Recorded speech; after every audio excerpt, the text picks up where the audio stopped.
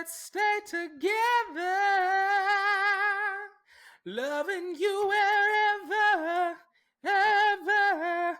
Times are good or bad, happy or sad. Welcome back, everybody, to the Generation Varied podcast. This is the show where we discuss pop culture, sports, politics, and business. I am your host, Caleb Norris, and that was a little Valentine's rendition for everybody. You guys, it's Valentine's Day week, but I am joined here by my co-host, Jack Widener, and by our guest co-host this week, Peyton Heibel.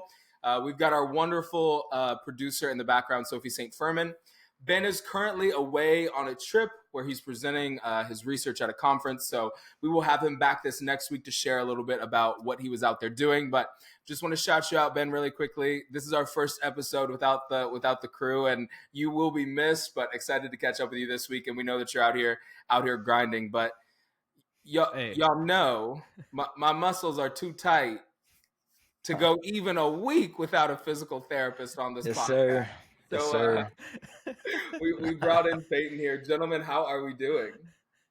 Doing well, sir. Doing well. Thanks again for having me. Ben, I'm filling big shoes here, so I'm going to hold it down until next week. Okay. So.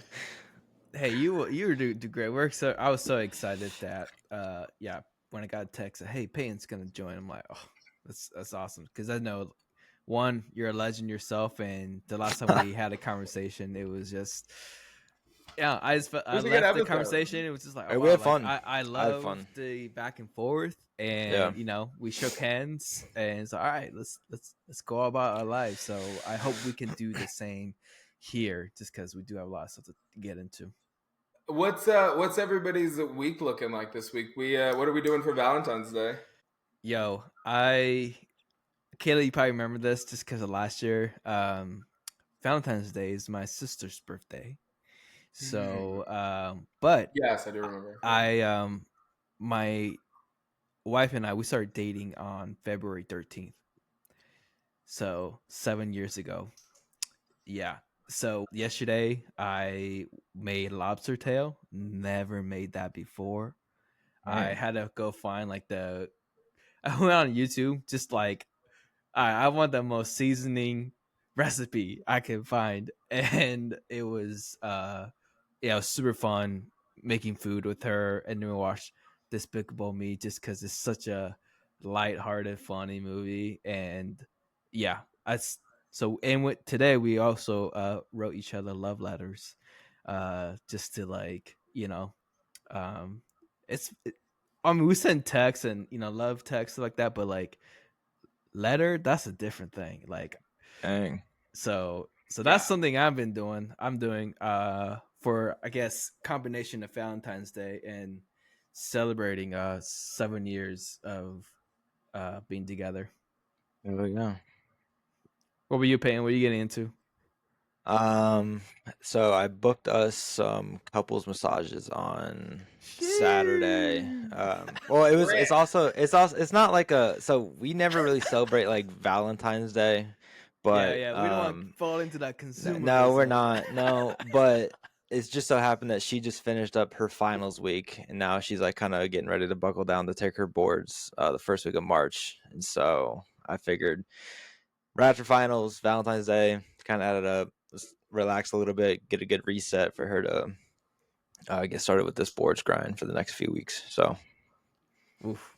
That sounds amazing, though. Yeah, so I'm excited for it. I was really never a massage guy up until like last year. I got my first one ever, and I was like, okay, this is different.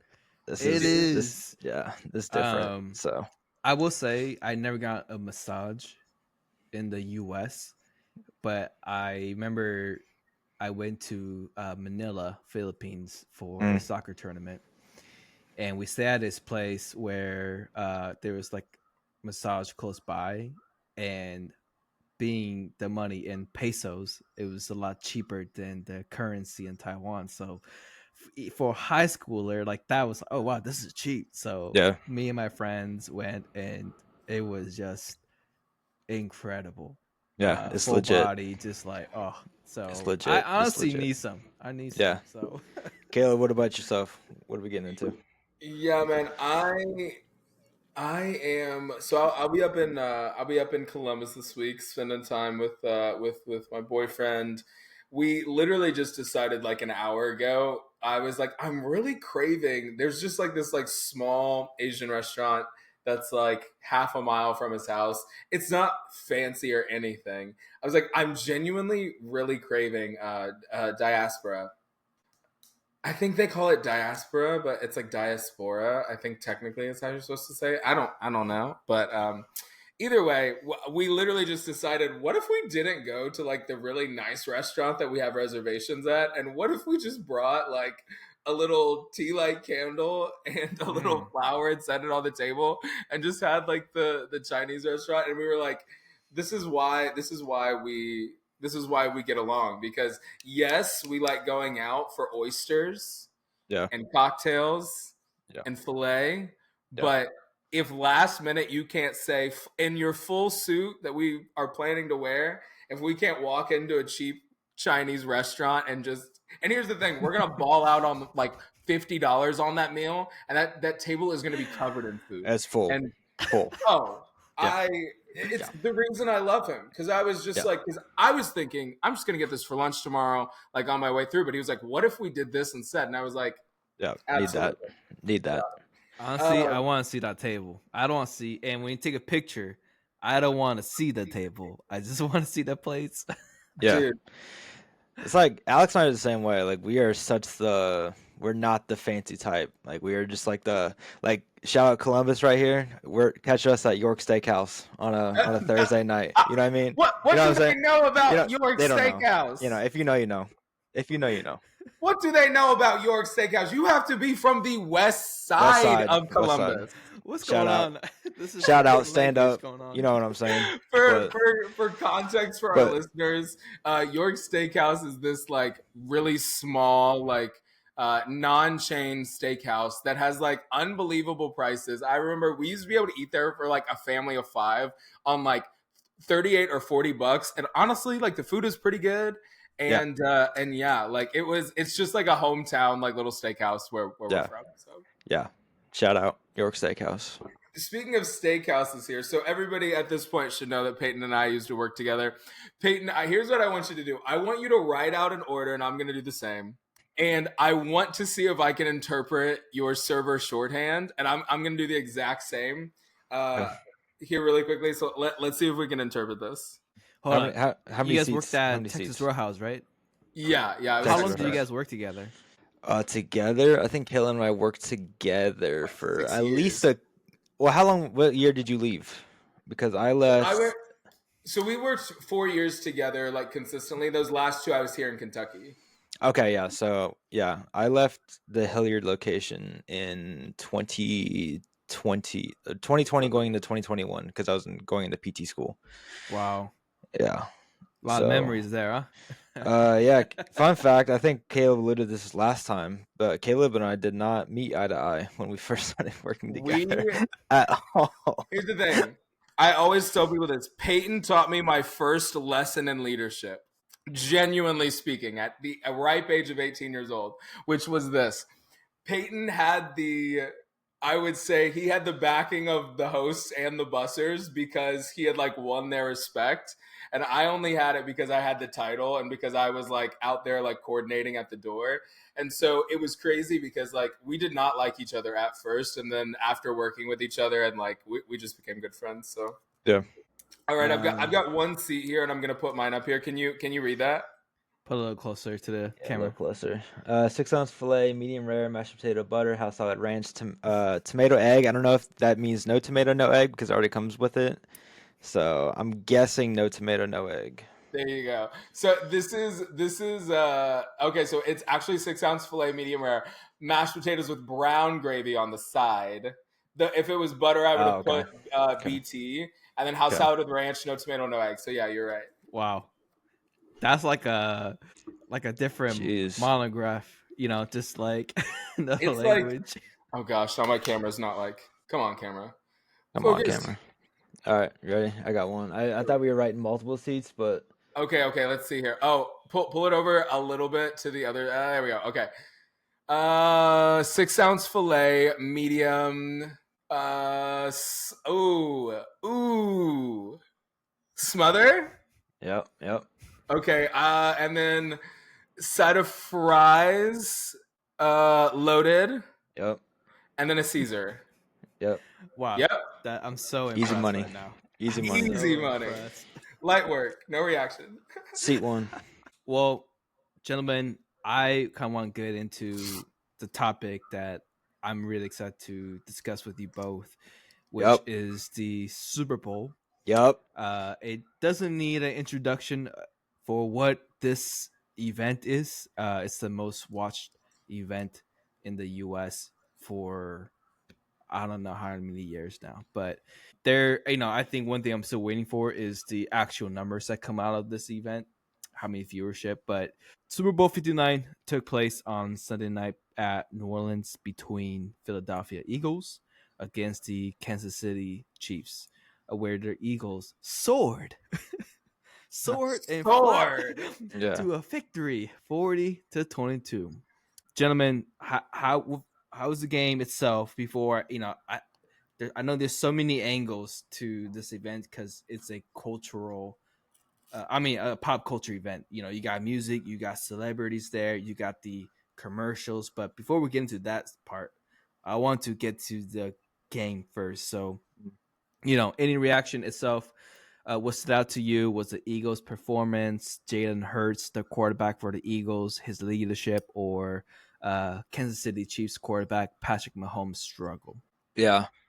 I mean, I didn't have any skin in the game. I'm not a fan of like really either team. I was on the camp. I thought it'd been cool to see the three-peat. It's never been done before. Really? But I mean, that game, to sum it up, it was belt to ass the entire game.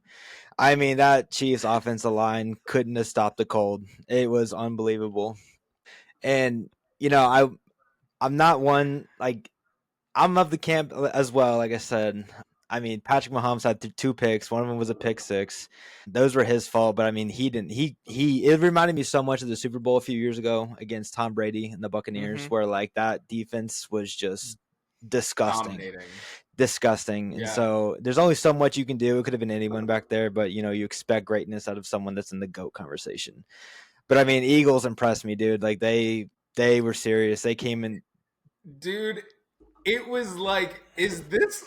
It didn't feel like even a fair match at one point. No, it was like, it didn't. how did they get? I literally was sitting around with my friends, like, how did they get to the Super Bowl? And like, I know that from a strategy, like from a strategy perspective, like when you're preparing for that game, it's like there are entire plays that you save exclusively for that game because Yeah. nobody's seen it and nobody knows what routes you're going to take, right? Right.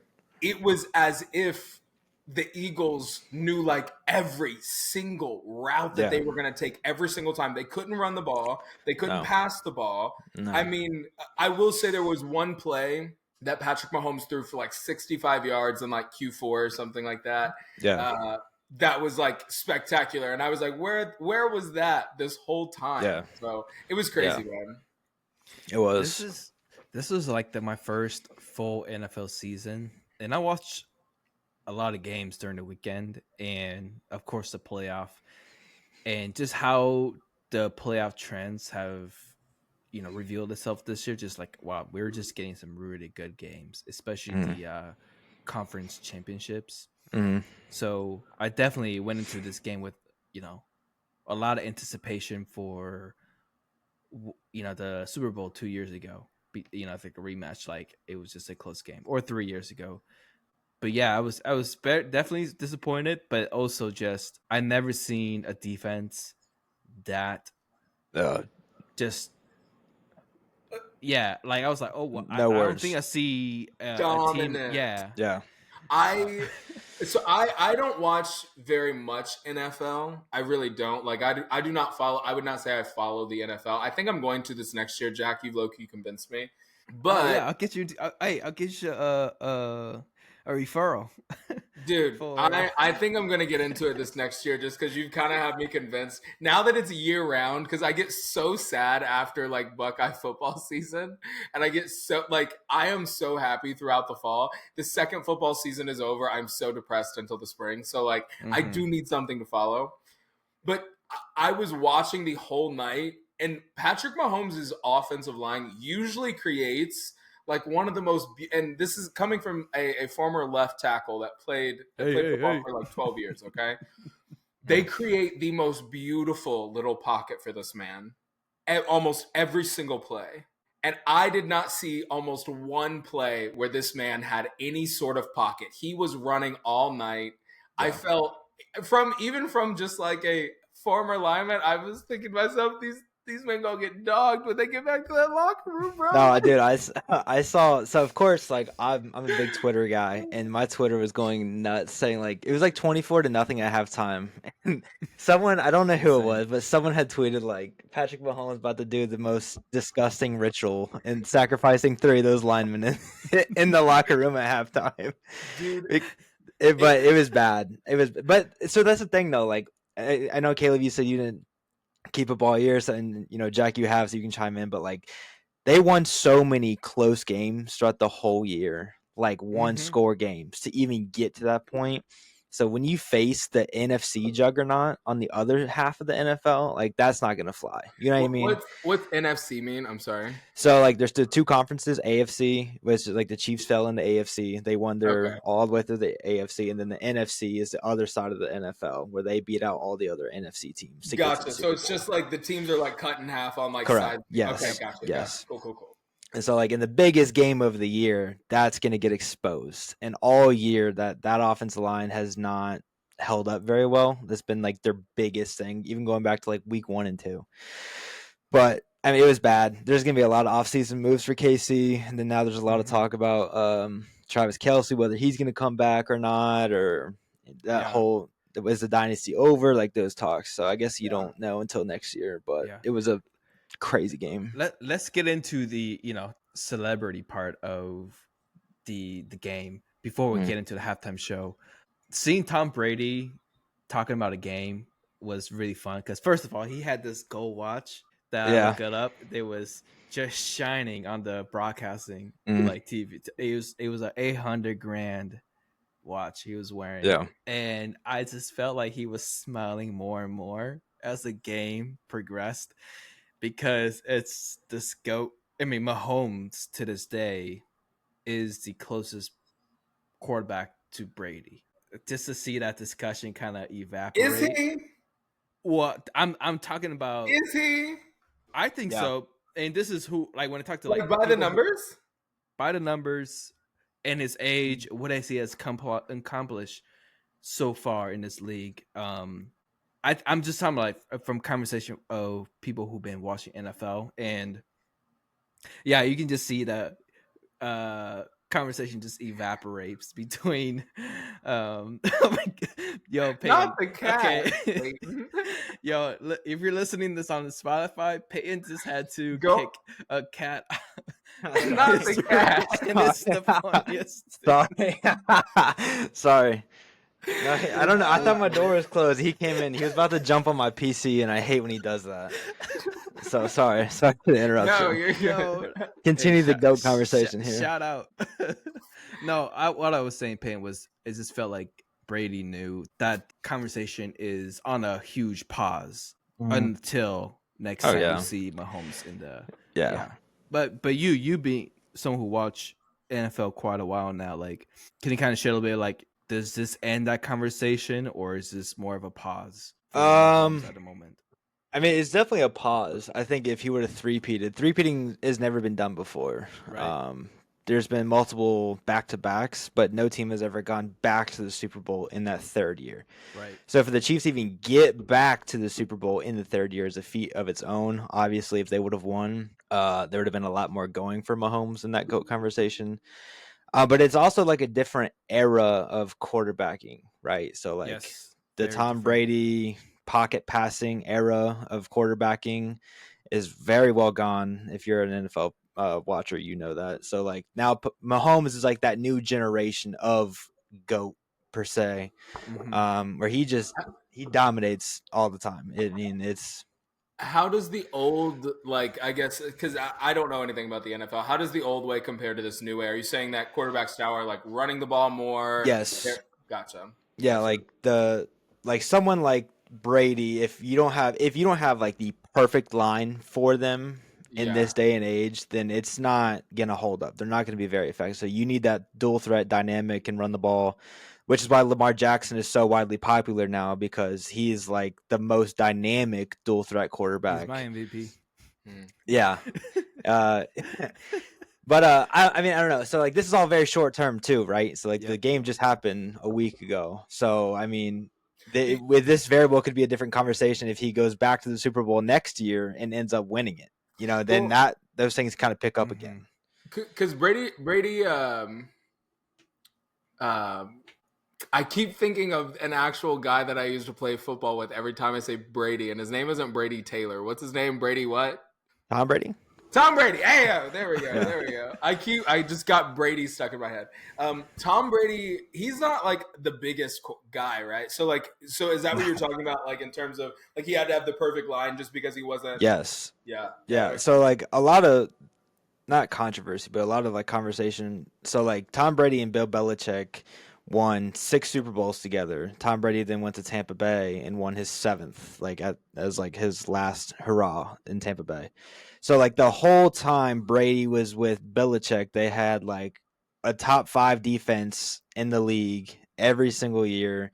They were able to run the ball effectively. Tom Brady was able to put balls on a dime if he needed to. So like everything clicked with that system. And so like the same conversation is being happened with Patrick Mahomes and Andy Reid in the Chiefs offense, because it's like one of those things where Patrick Mahomes got drafted by the right team with the right coordinators, with the right line, with the right playmakers. Because like other than Travis Kelce, I mean, the Chiefs don't really have like big name receivers. You know what I mean? Like they don't have like Tom Brady had Randy Moss at one point. He had the little guys in Wes Welker and Julian Edelman at one point that would make the catches when they needed to happen the most. Patrick Mahomes never really had that ever since Tyreek Hill's departure. They had DeAndre Hopkins this year, but he just retired. I don't know if you guys saw that. Like he just retired. He was like an 11-year. I think he was in his 11th year. So like there isn't that standout guy other than Travis Kelce on the offense that like makes them unstoppable. You know what I mean? Yeah. No, that's super. I love talking about this because obviously I'm really into sport. I'm trying to learn more about this league. So, but no, that was one of the things out. Just like, hey, Tom Brady was definitely one of the celebrities that was there. But like I said, before we get into halftime show, let me highlight a few other things that happened at the Super Bowl that was gained a lot of traction just from social media and just conversation after the game. We had John Batiste with his American National Anthem performance. We had Taylor Swift when she showed on a Jumbotron getting booed by the stadium. And we even have like big names appearances like Lionel Messi and Hathaway and many other celebrities. And of course, President Donald Trump was present at part of the game as well. So to you, like any like other standouts to you, or like just from the ones that I just shared? Let me start. Let me start, because that national anthem was terrible. And I love John. I love John Batiste. Really? Oh my God. That ending note was not on key find the note. Because it was not there. He was going for like this dissonant, I think like 7th, and he missed it. Oh. And I thought that for the land and of the free 3 times. Yeah. Like, yeah. Play it as is, please. I was not a fan of now here's the thing. John Baptiste can play a piano. The man can sing. Can't nobody say he can't. I didn't care for the arrangement, and his final note was not his best. He is an amazing person, though. He's an amazing musician. I was just not a fan of this specific performance as a former national anthem singer. I'm Oh, surprised on that take. I thought it was a good mix of, I don't have like the ears to really listen for like what's really good, what's really bad. It didn't sound terrible to the ears objectively, like to me. But it was a good mix, I thought, of not doing the most, but not keeping it boring at the same time. Because I can't Yeah. stand when people do the most with the national anthem, and that's when I would agree with you in to say like just freaking sing it. Like the words are there, just do it. So if you would have done for the land of the free thing a couple times, it would have been fine. But 3 was a little too much. I was like, all right, bro, like let's get on with the shit. Yeah. Like I I'm waiting for kickoff. That's funny. There is so much pressure about singing the national anthem. Just you people not remember how you sang it. People remember if you messed up. You Bogey. know. Yeah. So, yeah. So Yeah. I did like that New Orleans twist, like that sound. It did come through, but no, I definitely agree. At the end, like repeating 3 times, it's like okay, like Yeah. we can move on. But Yeah. what about the Taylor Swift booing? Like, what do we think about that? Unprovoked. Yeah. Let's be grown-ups here, Leave her alone. She's just supporting her boyfriend. People can think what they want about that. They can hate the Chiefs, but like, she's a billionaire, bro. Like, people love her. Like, it's a bunch of grown dudes at the Super Bowl thinking she doesn't belong. She gets too much TV time, which she kind of does sometimes. Like, Well, Hey. my thing is this. but it's Go not ahead. her fault. It's not her fault. My friends, we had all these different bets between one another. Like, no money, was just like, hey, what's the first commercial going to be? Is it going to be heads and tails? What is first Kendrick song? That kind of stuff. And one of the ones is, when is Taylor going to be shown on screen? Is it going to be so some of my friends said Kelsey's first drop of the ball, or after the national anthem, or right after Trump is shown on TV, like those shows. Taylor Swift, just so. But no, yeah, I feel like she didn't get a ton of airtime on the TV itself, and then but when we went on Twitter, seeing like the whole arena was booing her. Yeah. I feel like they definitely just like, all right. We're Her not reaction was pretty funny, though. She was like, me? You're booing me? But it's undeserved. She don't deserve it. Let me just say this. If I was booed in that city, you wouldn't get another concert date out of me for as long as I was living. Because let me tell you something. You can say what you want to say about her, right? And I have critique of Taylor Swift. But at the end of the day, she's a phenomenal businesswoman. She marketed that brand and she did her thing, right? I think she's a phenomenal artist.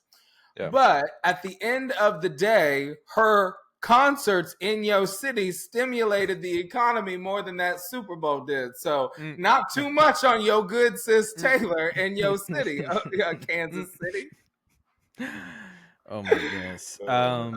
Any other standout? I would just say that it was a shock that U.S. President Donald Trump was in attendance. It was actually the first U.S. president to attend Super Bowl, which I was kind of shocked because I think that's more shocking. Like, that's unreal to me. When you watch like global events like World Cup, the Olympics, most of the time, a lot of political leaders will be present just because it is a powerful way to connect your image to that, being there for your country, whatnot. But no, I was definitely surprised that he was there. But apparently he didn't stay for the whole game though, because I was talking to our friends like I want to see his reaction to the halftime show, because that would have been really great. But yeah. My thing is that I don't think it's a huge like terrible thing that he went. Like I see some people like that are like, oh my gosh, I can't believe that he broke this score. I don't think it's a big deal. My only thought is the money behind it. When somebody told me that like the rollout of having Secret Service and like clearing out the highway and all that kind of oh, I'm gonna have to bleep that. All that kind of stuff. Because this is a rated E for everyone podcast. We need them 5-star reviews in the Apple Store, please. That it was gonna cost like $15 to $20 million for him to like go there for that. And what? Really? Between having to shut down the highway, between Air Force One, between the Secret Service, because you have to think if he's there, like the entire floor has to be like swept, like there are security protocols just for him to be there. And a former Secret Service person said, I'm estimating that based on that trip, it was anywhere between like 15 to 20 million dollars to like have him do that. And that's the only thing that I was like, because the difference at the Kennedy Center is I didn't know that. Wow. If you go to like the Kennedy Center or something, and let's just, I want to preface that by saying this. I did not look into it personally. I'm reading tweets. So take that with a grain of salt. I think like appearances at like the Kennedy Center, that's different because it's like that's in DC, like the government sponsors that. It's like that's not as near a thing, but like I was like, okay, if we actually spent $15 million on that, then like I might object, but I don't think it's a big deal. Yeah. Wow. Well, speaking of, I brought up Kendrick's performance. Let's get into the meat of this conversation because I feel like that's what I'm looking forward to the most with you too. So at the halftime show presented by Apple Music, we had Kendrick Lamar performing a highly anticipated show. We know he had a really big year from 2024, starting with the rap beef between him and Drake, and all the way leading to releasing his album GNX, which is majority of the songs that he performed at the halftime. Gentlemen, reactions. What do we think about the performance?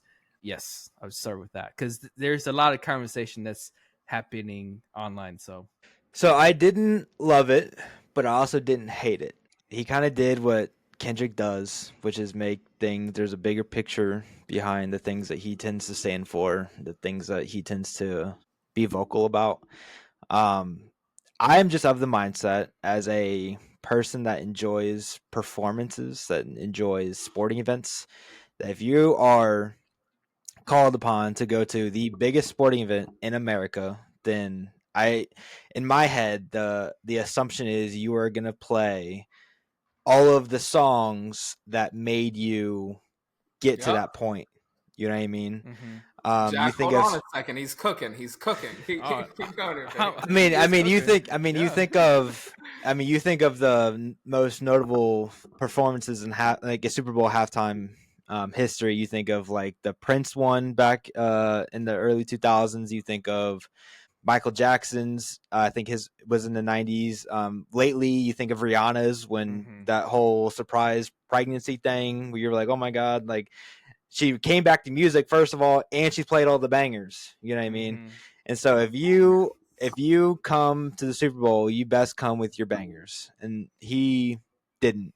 And another thing I'll add before I pass it on to Caleb here is I to my core, I hate that he made it about Drake again. Like what? Like these are two grown men, and I get that Not Like Us won 5 Grammys. Like it's just like what are we doing? Like again, like it's a diss track and this and that, and it blew up. It's huge. It's whatever. But at the same time, like it's the Super Bowl, and like the fact that we all knew he was gonna do it. We all knew he was gonna bring it back up, and the whole crowd was gonna, start chanting with him about the whole A minor thing and whatever. But I looked at videos on my Twitter of people that like were in the Super Bowl, like Superdome in, Louisiana, and it was just like it was dead. Like it was dead. Like no one was really paying attention. Like it was just kind of happening. I'm like, dude, it's a Super Bowl. Like you should have the whole arena playing the songs that you like. Yeah. So I don't know. It was a miss. It was a miss for me in the end. Yeah, no, I have to agree. I'm just beside myself often in this conversation because, and here's what I want to call it. So you guys know Joe Budden, right? Yes. He's a famous podcaster. On his podcast, and he's a hardcore Kendrick stan, right? He's out in LA. He loves Kendrick. Like Kendrick is like one of his boys. Like they are friends, right? And Joe Budden, so somebody leaked, and I think DJ Academics like lied and was like, I leaked it. It was me. And it was like, who gave you this set list? And then nobody give you that set list. So somebody leaked the set list early on Reddit, like on Thursday night, And it was basically nothing but GNX, like the entire like set list. And Joe Budden was like, whichever one of you like 8th grade goofy people like put this up there, like you are so dumb. This is not his set list. Like, which one of you 8th graders put this together online and try to pass it up? Like, he dogs this set list. Dogs it, bro. Go look it up. Dogs this set list. Come to find out, It's true. song by song, it was the correct set list. That's so funny. And the man on Monday backtracked. Oh, I think it was a bigger message. I think, I thought it was ingenious. And I was like, he's a podcaster. I'm just kidding. I was just sitting there like at a loss. Like, what? Yeah. What? How is anybody in this room sitting here taking anything you say seriously after this? Because genuinely speaking, we wouldn't allow that in this arena. We'd be like, oh no, don't backtrack. Mhm. Don't backtrack. What was you saying just a couple of days ago? So I think most people know that the set list was fundamentally not a good set list. That's just to start. Okay. Where was Money Trees? Mm-hmm. Where was Money Trees, swimming pools, Good Kid, Mad City. I mean, what? there was Humble. Where Ooh. was nothing from To Pimp a Butterfly? It's just Nope. see, that's what I'm saying. And that's why it was like, so I think, first of all, whoever was managing the set list and had creative control over that, you shouldn't get to pick a set list for anything else for a very long time. Okay? That's just fundamental. Then we go to, and this is what I dislike about Kendrick. It feels like in the last 4 to 5 years, he's sort of wanted to almost cosplay as revolutionary. And he's like, the revolution is about to be televised. Wait a second. I want to get this straight here. On the biggest night in consumerism that we have in America, the mainstream media that is controlling this broadcast approved this message and said, yep, we're good to go. And you think this is super revolutionary? That's my thing.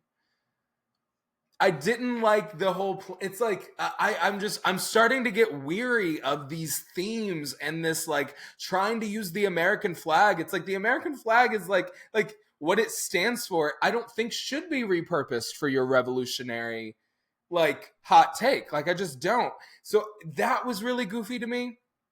He is I don't care what anybody says, that man is a lyrical genius. The artistry. Oh, yeah.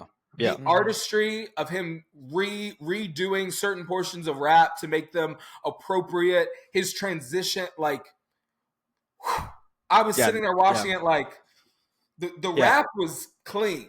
Mm-hmm. Yeah. And the cinematography was really, so shout out the production crew, because it was actually, I saw like someone recorded the halftime show in the stadium and like followed the cameraman the whole time. So like shout out the cameraman that had to like navigate all that kind of stuff, because it was visually pleasing. Like no matter how much I didn't really care for it, it looked good. I'm definitely in the on the same for most of the points you made. One, I think every Kendrick fan, like hardcore or even just a fan of Kendrick, definitely was like, while it was great, it was definitely met with at least some disappointment that some of the bangers weren't played. Yeah. So because, I remember Usher playing DJ Start Falling in Love Tonight, like just all these old like songs that was really good. Rihanna, when Bruno Mars played, like they were just hitting songs after songs. Like, oh my gosh, like you were just that nostalgic feeling. I think was what everyone was looking for. Yeah, I mean, because that's what got you there. You know what I mean? Yeah. Like, and the second thing is, and I talked to this with a friend, just like you have 100 yards to do the set, like, and Rihanna did that while pregnant. So I think that's the part. Like, okay, definitely want to see him using all of the field, just because it is the biggest sporting event you can perform at as a music artist. So that's definitely another part. Like, okay, wish I saw more of that. And the message, I think you hit this on the head, Peyton. is that he hates Drake way more than he cares about the Super Bowl. Yeah, and I want to dive into the. I don't know if you guys caught the Serena Williams thing. Brother, open it. Yes. I kind of want to dive into that. Hold on. Let me just say one All right, more. go ahead. Thing. Yeah, go ahead. I do think, I don't know if Trump was there or whatnot, but just because of the commentary on the U.S. history and the cultural impact and whatnot, like I do think like the visual art was really cool. Like, yeah, how the dancers, like the American flag was all African Americans. Like, oh, they built this country. It's just so. I mean, and that's one thing about, I guess, people who love Kendrick love those little things and how detailed he can be. But I think sometimes it can be hard to. While I appreciate all the art and effort, I think at a stage like that, sometimes like I don't want to go and look into what it meant. I want to just be wild. Yeah. Like, you know what I'm saying? But that's like also like I recognize like, hey, I need to just like his art is very different than the Rihanna, the Usher, and even Drake. Like the music they produce are just very different. Yeah. And he did it in a way that's, like the lyrical genius. We saw that, and he picked the songs that flowed really well. And like I'll let you get into the bring Serena Williams from Compton. Corny. Corny. I had a fun reacting. That was all right. Awesome. So Serena Williams like is the GOAT, the women's tennis GOAT, right? So one of the athletic goats of the world. Goats. Yes. So 73 titles. Yes. It's unfathomable what she has done in the name of sports. So I don't give a damn if she's crip walking. I don't care. That is not what I'm about to talk about. They dated, Serena Williams and Drake dated over a decade ago. Over a decade. It was like 2000. It was like 2011. Yeah, I really didn't either. I had to like kind of look this stuff up because I was like, what the hell? Like what? And then I kind of jogged my memory. It's like the deepest part of my brain was like, oh yeah, they used to be like kind of an item, whatever. So here's my perspective. If I'm Serena Williams' husband and she comes up to me and my wife comes up to me and says, hey, I'm going to perform, with Kendrick Lamar at the halftime show, dissing my ex from 15 years ago. Is that cool? Like, why are you still thinking about this man? Yeah. Like, you know what I mean? Like, I kind of do care because like, what the hell? Like, why? It's so unnecessary. And just like, and that kind of, it goes back to my point that I made earlier about why he made it about Drake. This is all just showing that Kendrick all just got this big, this last year because of who? Because of who? You know what I mean? Drizzy like, got the and Drake money. got Drizzy going. And Drake got. I'll tell you what, Drake got the opportunity to do the funniest thing ever next year. And it's to perform at that damn Super Bowl halftime show.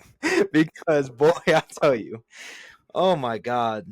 I'm like, it's so unnecessary. It was so petty. It was like, we get it, like you're the messenger, whatever. And then if you go back to this rap beef that they had later last year, like Drake, one of the Drake lines, Kendrick just opened his mouth. Somebody give him a Grammy right now. You know what I mean? Ooh, like. You know what I mean? It's just, it all just played out the way like Drake was talking in that Family Matters track, and it's just, I don't know. Caleb, go ahead. Serena Williams, what do you think? I personally, I thought it was so corny. I remember seeing it and thinking, what is she doing up there? Yeah. Like, what is? It's like you're a whole and for no other reason. I think for no other reason other than it's like. So she doubled down on Twitter or on Instagram and said, Crip walking at the Super Bowl was the greatest 10 seconds of my life. And when I saw that, I literally did this. 73 Grand Slam titles. Yeah. Married. You was at the altar, my sister. As a kid, right? Two Yeah. children. And the greatest Oh my gosh. 10 seconds of your life Oh. is Crip walking on stage to Kendrick Lamar. And here's what I'll say. If she wants to say, oh, it wasn't about Drake, it was because, and this is what the narrative has been, that it wasn't about Drake. It was Because of the that Wimbledon thing. it was because she Crip walked at Wimbledon. Yes. And even if that's the case, if you're holding on to that from your teenage years, there was something about it that just sort of felt corny to me. And then when I saw her say the greatest 10 seconds of her life, I thought, I see that. I was like, see, all of this context is super helpful, because when I saw it, not knowing her history, just like, oh, I do know, like, she's from Compton, so Kendrick brings someone from that area, you know, like, what an achievement to what you're saying, like, to go from where she was to the greatest of all time. Like, so they're just demonstrating Black excellence on the biggest stage. But then when you see from that angle, in terms of like the commentary that took place afterwards on Twitter, and even knowing that, okay, now knowing that she does have a history with Drake, is like, okay, that is a little corny. Corny. But I would say, you know, at the end of the day, 10 years later, looking back, we'll have to like tip our hat saying, hey, one diss track, 5 Grammys, and perform a Super Bowl halftime name dropping. That is a pretty crazy headline when it comes to diss tracks. So I feel like we have to acknowledge that while understanding that it was a little corny. Here's what I'll say. And then I want to talk about Jalen Hurts, and then we can move on.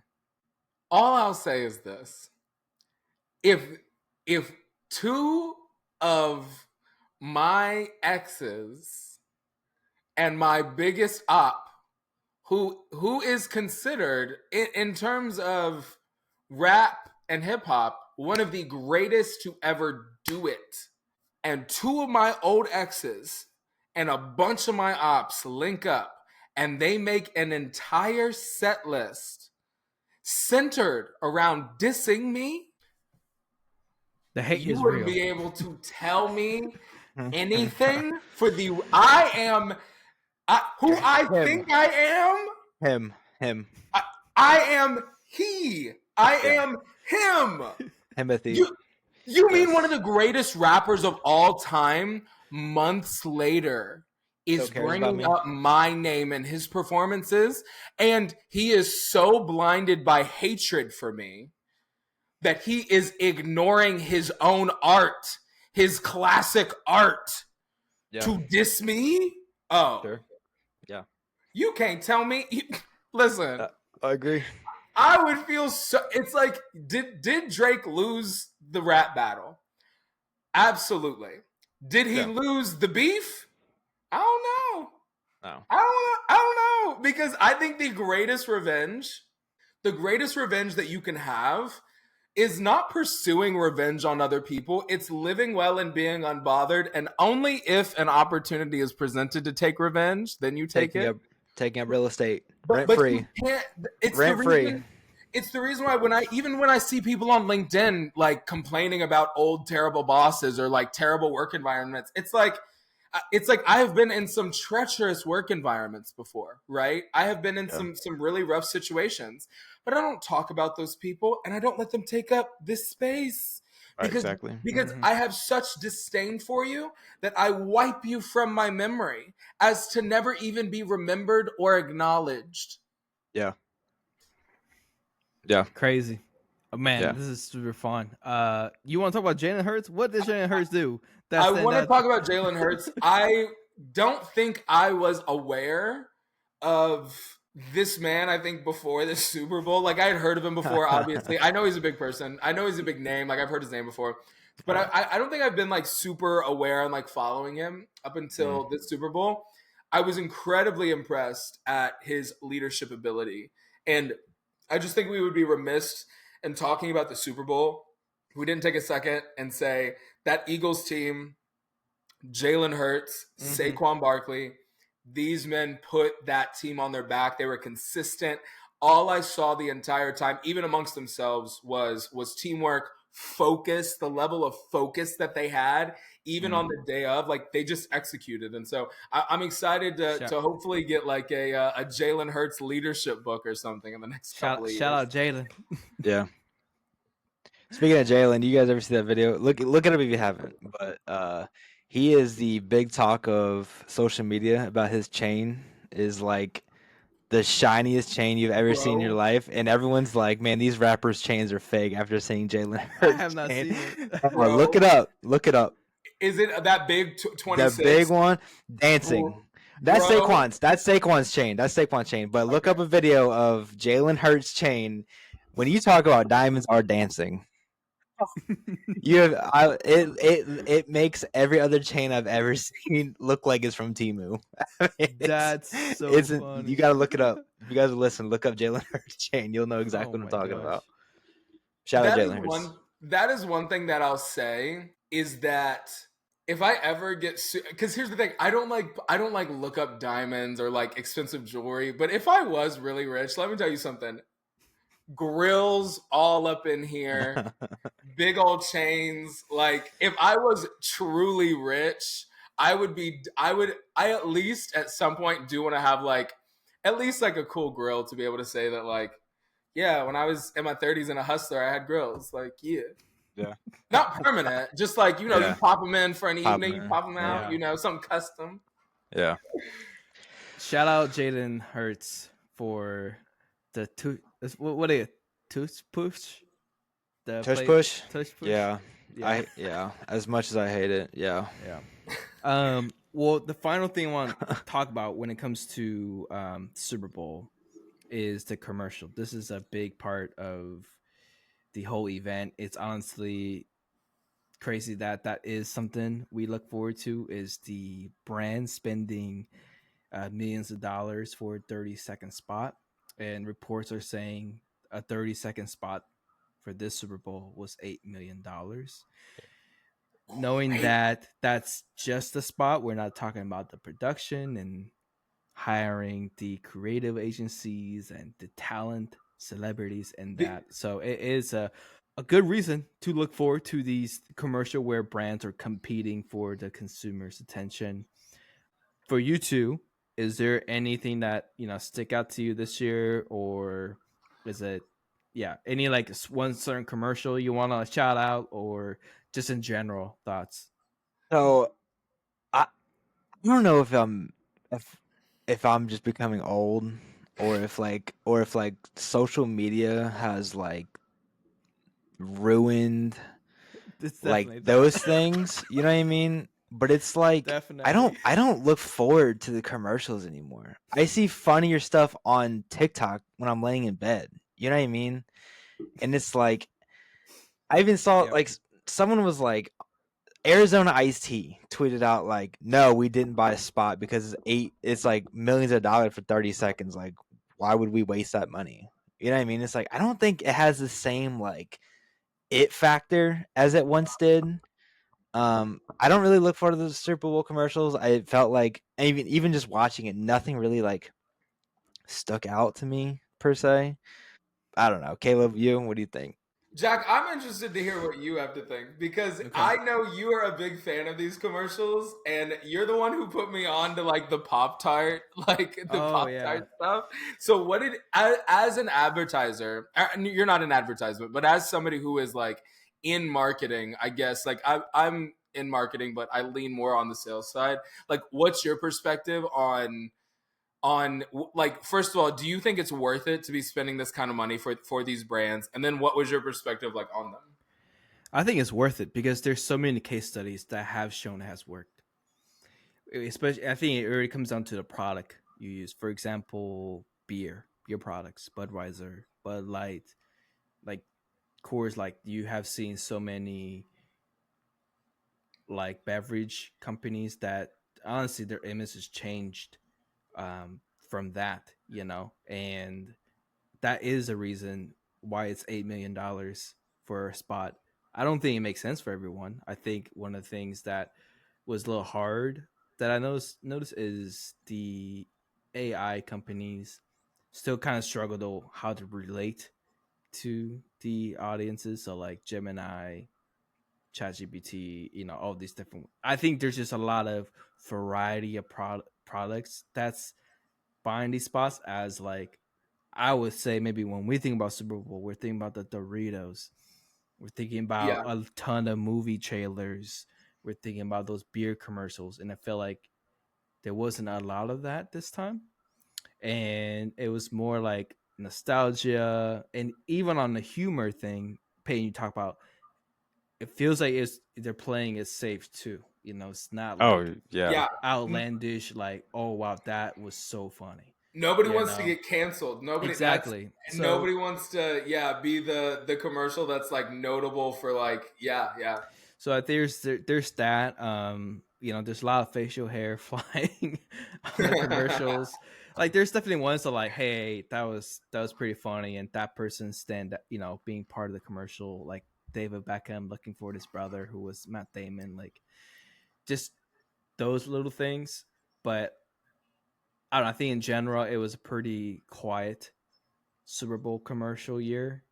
I remember one of my ones that stuck out to me. I think it was like 2 years ago or last year. My brother and I were texting about this. Is when Tubi, the television network, like just showed itself going back to home screen, tricking everyone to think they are. Oh yeah, I do remember like, that. Where's my controller? Yeah, like, I do remember. You found a way to engage, to get people off their butt to look for controller. Yeah. And while there was like a negative, sour taste from that, but now about Tubi, which was the purpose. Raising awareness against all these like LG and whatnot, Samsung. So I think the ad space is definitely worth, depending. I think when it comes to awareness, I think trying to build more trust too. That's the part. I don't know if that's the place. I think you need a little bit more than that. But that's my take. I don't think it has anything that stood out. But if I were to pick one, that's my favorite. I would say it's the Nike one. Becca was watching it with me, and this is the first Super Bowl game she watched from beginning to the end. And we're all just like commentating on all these commercials. But when the Nike commercial came out with all the female athlete ambassadors, like she like sit up and like pay attention, and I'm like, yeah, what, it did hit me, but it's hitting her way harder. And I think about, oh my gosh, like this is what those old Kobe ads done for me, and now it's doing it to her. Like that's awesome. Like that's kind of like that feeling of, oh wait, I want to drink another Gatorade, or I want to go and shoot hoops. That feeling is happening. What I think to Becca, like, oh wow, like I'm seeing these powerful athletes, like you want to win, let's go win, So that to me was probably what stood out to me. I think for me, wasn't really impressed with any of them. I'll tell you a couple that annoyed me. I did not like that Charmin little baby angel that was like, you have 30 seconds. Hey, that's not Charmin. That's Soft Angel. That's a competitor of Charmin. I thought to myself, you wasted your 30 second. You wasted your $8 million on this. Whoever was in that, if I was the CEO of that company, I would have looked around like, I know we didn't greenlight this. I thought that was a terrible commercial. It might not be because I'm sitting here talking about it, but there you go. And then there was one more that I really didn't like. Oh gosh, I can't think of it. But I wasn't impressed with any. I think everybody's just playing it safe. Because everybody's just afraid of being canceled. And to that I say, cowards. Yeah. Hire good writers. Get on TikTok. Like I don't know. Yeah. I mean, that's what I'm kind of saying too. Like, I think social media just kind of like ruined it, because everyone's afraid. Like, I remember I think it was a Doritos commercial. There's something about like a baby like in a womb or whatever. You know what I'm talking about? Don't mess with my Doritos and don't mess with my mama. Yes. And yes. So like like the dumb stuff like that. That's what like that was years ago too. I'm pretty sure. Like there is, and then there was one like this woman was giving birth or something. Someone threw like a bag or something across the room of like the delivery room, or like a beer across the room, and the baby like shoots out of the woman or whatever. It's so stupid. It is so stupid. But that's exactly what I'm saying. Like that like is in my head forever. Yeah. And I went to the store and grabbed myself a bag of spicy sweet chili Doritos after that. You know what I'm saying? Like, Yeah, no, for I support sure. that. I will say this: the other commercial that I remember is the Doritos commercial when he was like holding onto the bag through like the portal and like the aliens, and then when he crashed into the aliens and cut the thing in half. I thought that was genius because the imagery that I got was from that Star Wars where she like turns the fleet around and she like cuts into like the main ship and it like cuts in half. And so I thought that they were playing into that imagery a little bit. And then they were down there eating the Doritos with the aliens. And I was like, you know what? Hell yeah. You know what? Hell yeah. Eat them Doritos with them aliens. I loved it. Mm-hmm. Yeah. Yeah, well, overall, shout out Super Bowl. Wow, the game was disappointing and halftime show was disappointing to most people. I think overall it was a great NFL season. My first complete season. I'm really excited for the next one because there's just a lot of paying, like you said way earlier in the episode, just amazing quarterbacks, new style, and I feel like I'm jumping in at the right time because there's just so many great athletes at the moment. Yeah, no, definitely. Well, gentlemen, it is Valentine's week. Oh It's yes. the 13th, the day that we're shooting this here. So let's hear what Valentine's Day shout outs do we have for our loved ones. You've got a couple of minutes here to let people know how you feel if you want to. Shoot, I'll keep it short. Just because I did write a love letter to Becca already. But shout out to my Valentine always. And I also want to shout out my sister who is turning 21. So she is gonna be turning it up in Phoenix. Yeah. But that's another shout out I will do. So my sister and my wife. Very nice. Also shout out the wife. 7 years together. Woof. Year and a half married. Woof. Living in Chi-Town. She's in school, so we're just gonna keep it low key over the weekend. She's getting ready for boards and that whole grind. So try to do a little mental reset for her and Good luck. Have a good weekend. Yeah.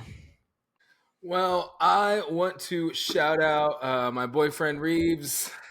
Love you to pieces, baby. Really excited to get to spend the weekend with you. You are my favorite person.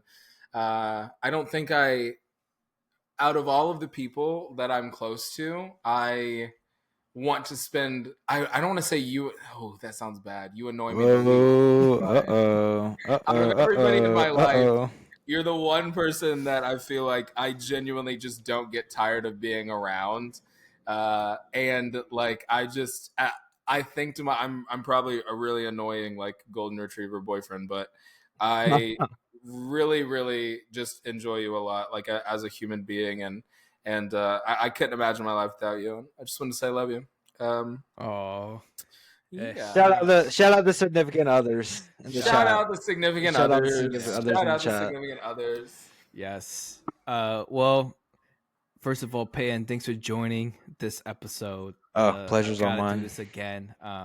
Well, as always, thank you for joining us today. We hope this episode brightened your day, and we truly appreciate the community we are getting to build with this podcast. If you enjoy listening, don't forget to rate us 5 stars on all listening platforms and share this with a friend. Follow us on all social media platforms at Generation Varied. And if there are any topics you would like to hear us discuss in the future episode, shoot us a DM or email us at generationvaried@gmail.com. We cannot do this without you.